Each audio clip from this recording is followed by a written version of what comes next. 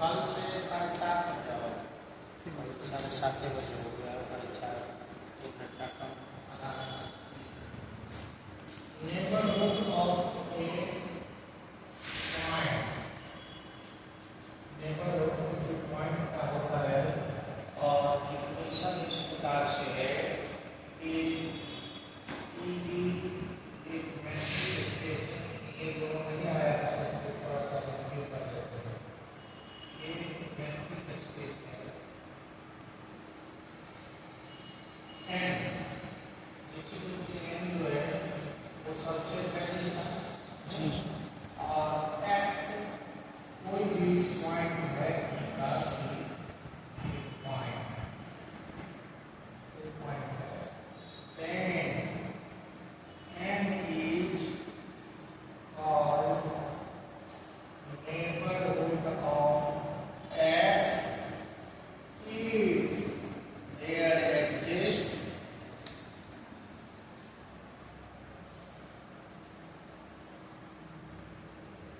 an open set G such that x belongs to G and subset of हमने का मतलब आपने open set पढ़ा, रेगुलर पढ़ोगे तभी समझ में आएगा। फिर भी हमने ये कर दिया है। ये देखिए कि यही हमें डेफिनेशन कि कोई भी सबसेट मैट्रिक स्पेस का किसी पॉइंट का नेबरहुड होगा यदि इस एलिमेंट को जिसका नेबरहुड आप बनाना चाह रहे हैं उस पॉइंट को कंटेन करते हुए कोई ओपन सेट हमको मिले जो ओपन सेट इस n का सबसेट हो। ठीक है ना, भाषा में ये है कि there exist an open set containing x contained in n, ठीक है, containing x contained in n। कोई सेट, मैं पिछले दिन भी बताया, कोई एलिमेंट किसी में कंटेंड है, इसका मतलब है वो एलिमेंट उसका वो पॉइंट या एलिमेंट उस सेट का मेंबर होगा या एलिमेंट होगा। बट अगर कोई सेट किसी सेट में कंटेंड है इसका मतलब हुआ कि वो सेट सबसेट होगा बड़े वाले। ठीक है ना, भाषा ये। अब गौर से देखिए, ये ओपन सेट है और x इसका एलिमेंट है। ठीक है, तो किसी किसी किताब में एक डिफिनेशन ऐसा भी है, जब भी ओपन सेट होगा, ओपन सेट पढ़े हैं, ओपन सेट होगा तो ओपन सेट का क्या डेफिनेशन है कि उसके प्रत्येक एलिमेंट को सेंटर मानकर, है ना, एक ओपन स्फीयर प्राप्त किया जा सके जो जिसको आप ओपन सेट बनाना चाहते हैं या जो ओपन सेट है उसका सबसेट। ठीक है, दैट मीन्स कि x अगर इस G का एलिमेंट है तो there exist r greater than 0 SRX subset of n। ये भी डेफिनेशन है। भाषा ये होगी, if EG be a metric space n is a subset of E and x be any point of E or any element of E, then n is called neighborhood of x. This is abbreviation of neighborhood. Neighborhood of x if there exists an open set G such that, वो जो भाषा लिखिएगा उससे अच्छा ये है, आपको याद रखने में सुविधा होगी। Such that x is the element of G which is subset of n। और यहाँ से बात बदलेंगे, there exists r greater than 0 SRX subset। ठीक है, neighborhood of x if there exists an open sphere centered at X, contained in it, और subset of.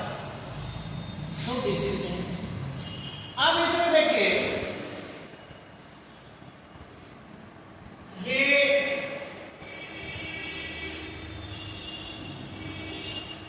गौर से एक हम लोग इसमें बताए थे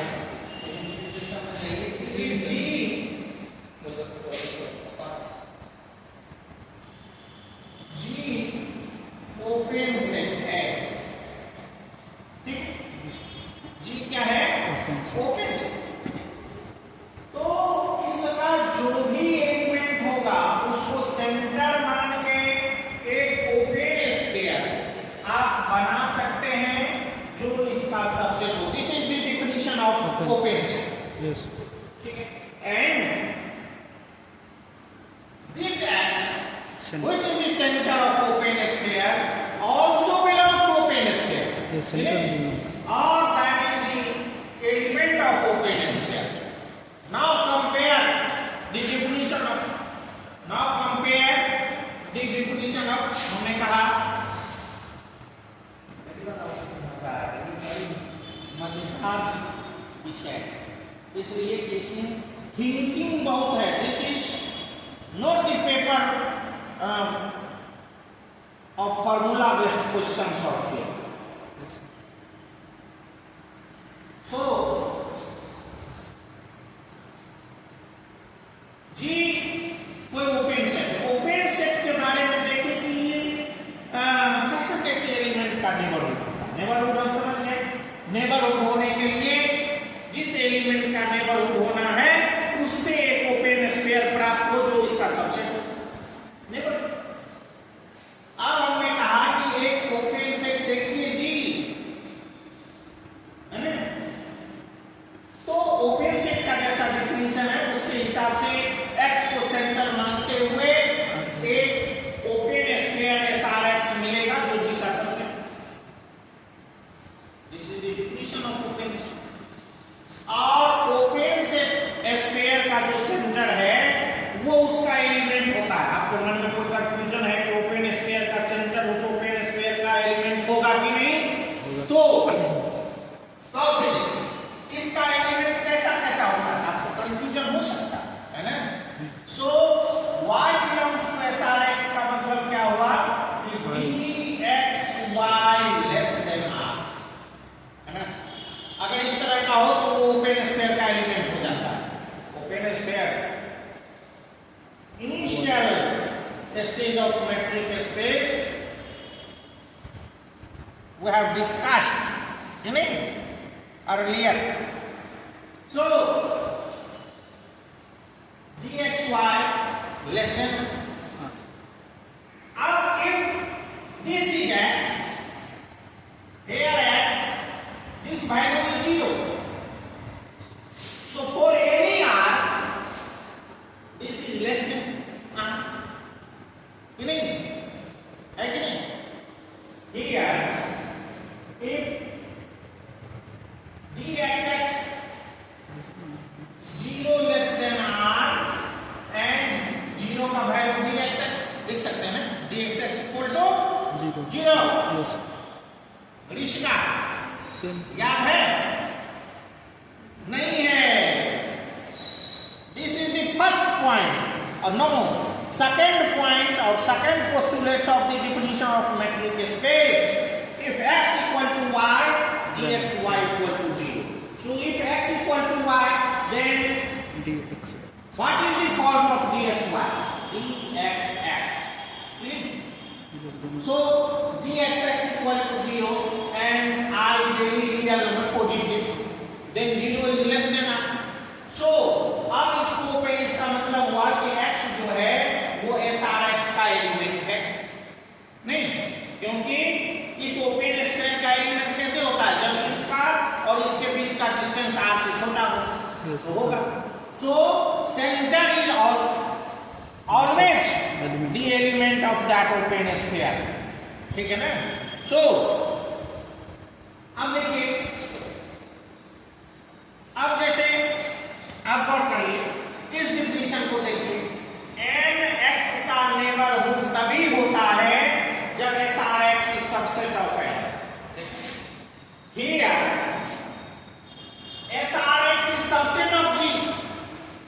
Yes. नहीं, तो this G is neighborhood of X. No doubt. Compare this definition. Here, N is neighborhood of X. Yes. है ना? और सिचुएशन क्या है? सिचुएशन है N is neighborhood of X if SRX is subset of. और अब उसको कंपेयर कीजिए कि here N के बदले में G है. G SRX is subset of G. ये कैसे आया? Because G is open set. है ना? So G is neighborhood of X. Neighborhood of X. If SRX is subset of X. If SRX is subset of G, then G is neighborhood of X. अब यहां आइए, यहां समझिए SRX, यही class में पढ़ाया है.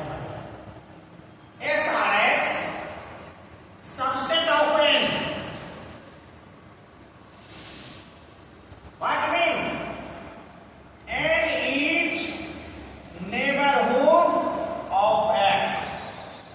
नहीं, अब यहां देखिए सेम चीज है ना, N के बदले में केवल G लिखा हुआ है, तो G is neighborhood of X नहीं होगा. और X कैसा है? X is the element of G.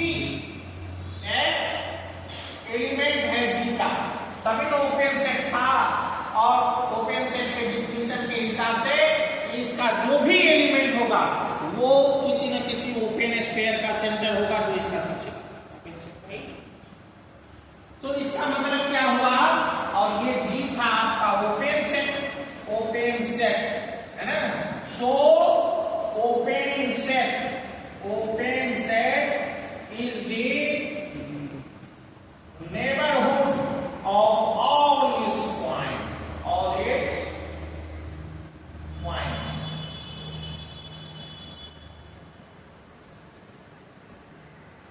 अब आप ऐसे भी हो सकता है कि अगर किसी सेट को आप ओपन दिखाना है तो आप दिखा देंगे कि ये इसका जितना भी पॉइंट है, जितना भी एलिमेंट है, उस सब का ये नेबरहुड है, तो ओपन सेट होता है. वैसे बेसिक प्रूफ ये है कि इसके प्रत्येक एलिमेंट को या कोई आर्बिट्रेरी एलिमेंट ले लीजिए, उसको सेंटर मानते हुए एक ओपन स्फीयर प्राप्त होगा जो इसका सबसेट होगा. ये this is the basic definition of open set. But from this condition, when the topic of neighborhood, G is open if G is neighborhood of all its points. Okay? Yes. Now,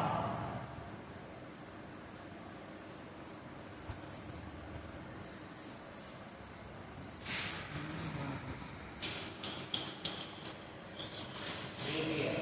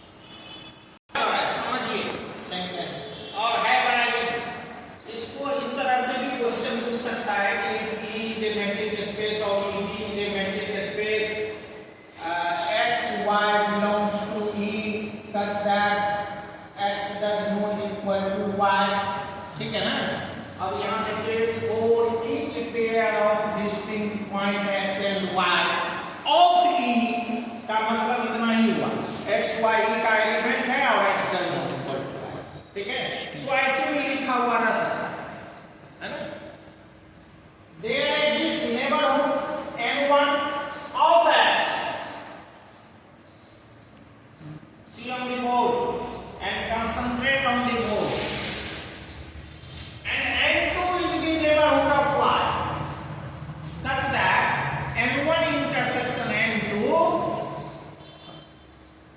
is equal to 5। कहने का मतलब है कि अगर matric space का दो different point लीजिएगा, है ना, तो दोनों का एक एक नेबरहुड ऐसा मिलेगा जिसका इंटरसेक्शन इंफिनिटी हो जाए, समझना, माने उसका कोई एलिमेंट कॉमन नहीं होगा यदि वो दोनों पॉइंट डिस्टिंक्ट है, ठीक है।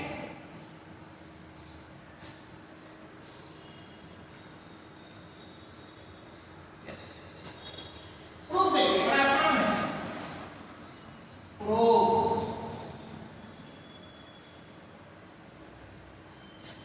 let a given x does not equal to y, इतना आपको मतलब तो बोला, then dxy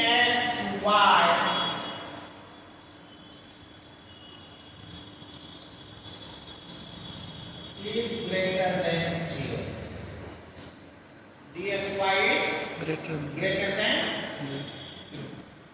जब x और y इक्वल नहीं है, डिफरेंट है, तो आपने पढ़ा होगा मैट्रिक स्पेस के कंडीशन में कि आपने पढ़ा कि अगर dxy is greater equal to 0, this is the first postulate or first condition of the definition of metric space, and second is dxy equal to 0 if x equal to y, right?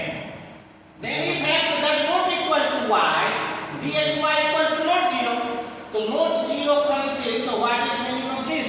dxy is greater than 0, meaning, so dxy is greater than 0, let us suppose dxy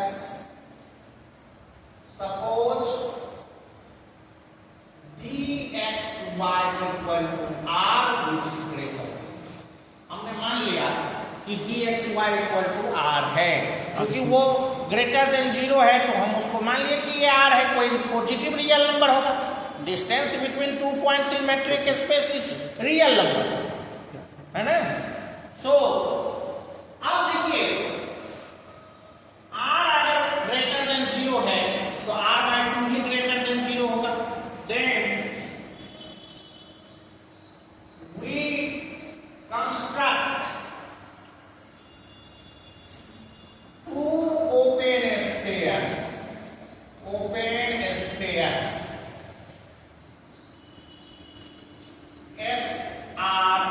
SR/2x and SR/2y.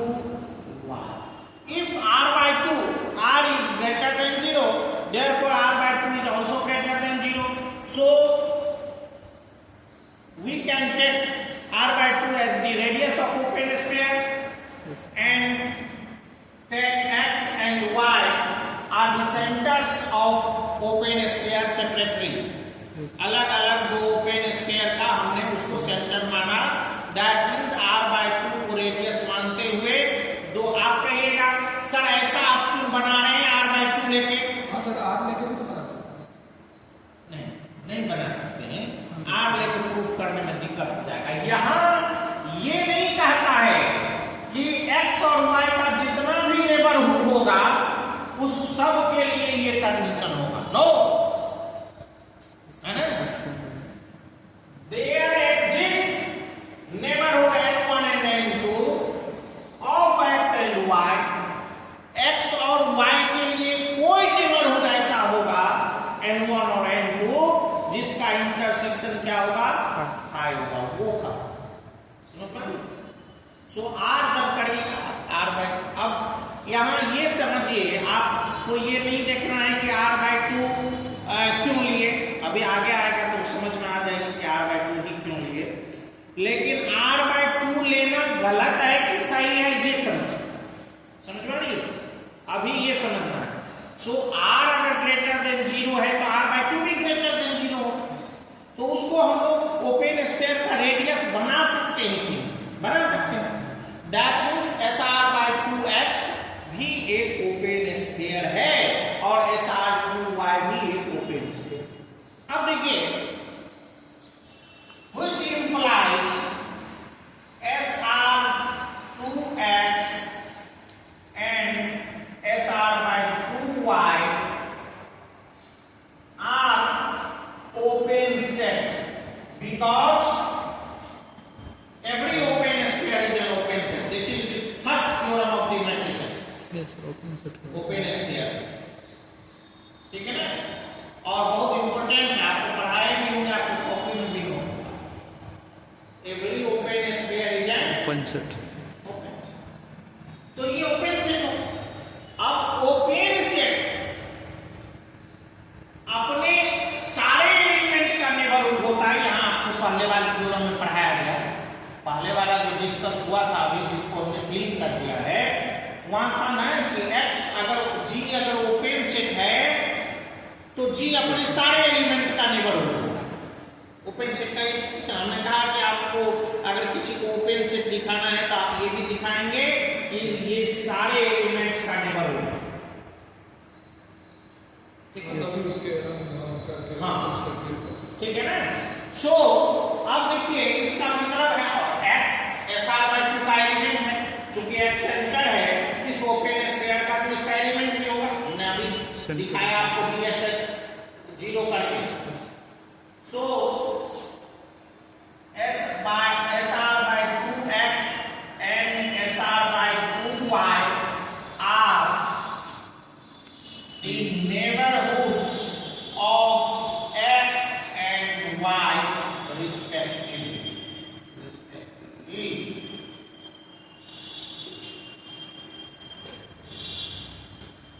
Since SR/2x, x belongs to this and y belongs to SR/2y, and both are open sets.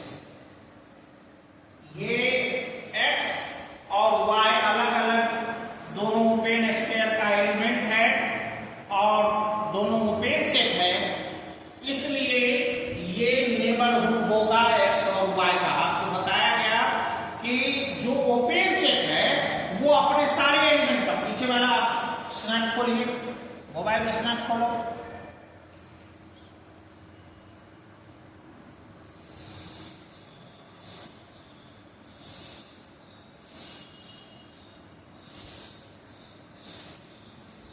नहीं दिखता है।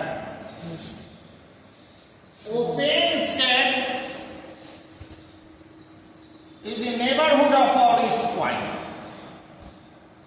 सबसे last वाला line यहां का देखो, है ना, और ये आपका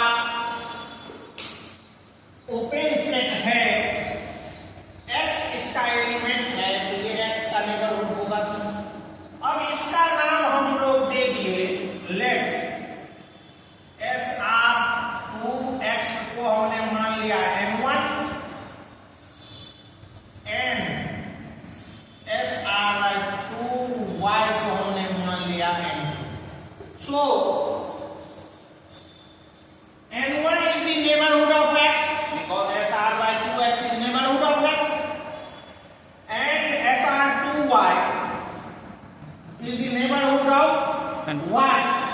So n2 is neighborhood of y। तो ये कंडीशन तो हो गया, लेकिन आपको ये दिखाना है कि n1 intersection n2 equal to 5, ये होना चाहिए। नेबरहुड तो प्राप्त हो गया, लेकिन हमको दिखाना है मेन कि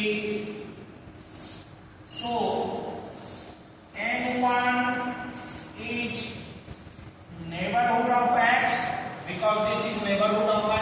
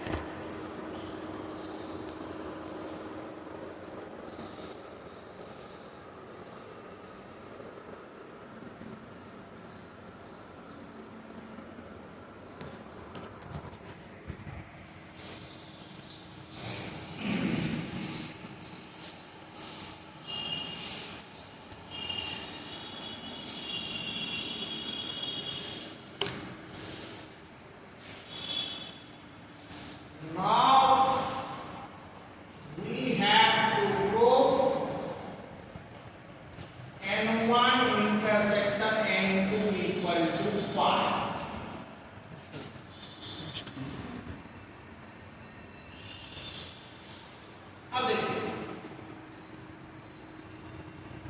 if possible let n1 intersection n2 does not equal to 1। हमने मान लिया कि n1 और n2, देखेंगे हमारा मानना अगर गलत हो जाएगा तो हो जाएगा, इसका मतलब ये है ना, इसको आप ऐसे ही दिखा सकते हैं। ये इसका मतलब क्या हुआ कि SR/2x या 5, which implies अगर ये 5 नहीं है तो कोई एलिमेंट तो होगा इसमें कॉमन नहीं, so Z belongs to n1 intersection n2 की arbitrary। इसका मतलब क्या हुआ, Z belongs to n1 and Z belongs to n2। आपको इंटरसेक्शन जानते हैं बच्चा क्लास, so अब Z belongs to n1, so n1 equal to what, SR/2x, ये है ना, Yes. and Z belongs to SR/2y। अब ये Z SR/2x का एलिमेंट है तो ये हो गया dxz या zx less than r/2 and dyz this is less than r/2। इस दोनों को एक कहीं, अगर इस तरह का हालत रहा तो dxy का वैल्यू क्या होगा। Again, we have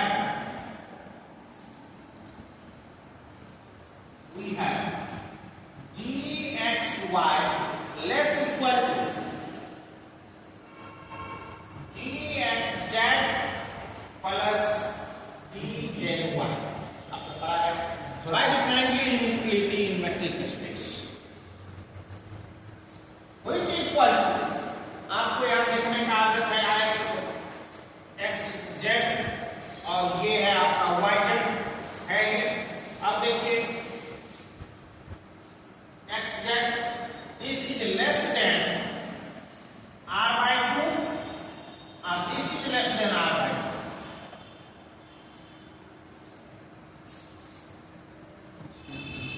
this equal to r, that means dxy अगर यहाँ इक्वल टू होगा तब भी ये इससे छोटा है तो ये r से छोटा हो गया, अगर लेस देन होगा तब तो और छोटा होगा, so this is less than r। ठीक है, बट इनिशियली आप देखिए जो अभी हम सिलेक्ट करे थे उसको देखिए गौर से,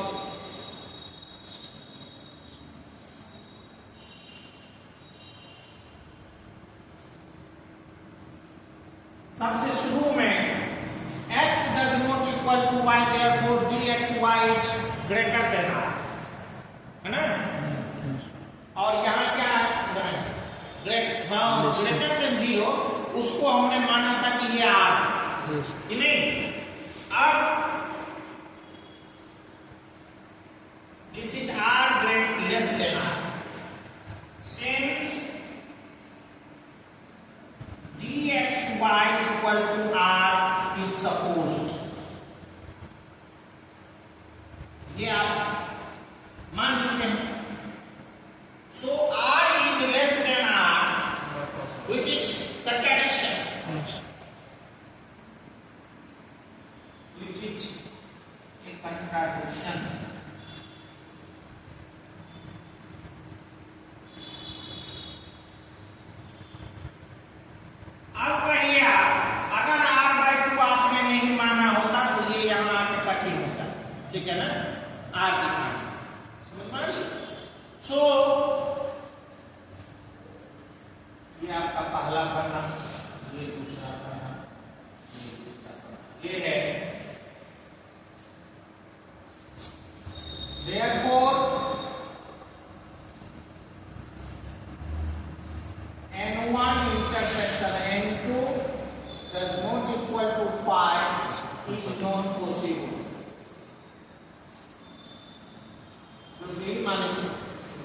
does not equal to 5, which implies n1 intersection n2 equal to 5. Hence 4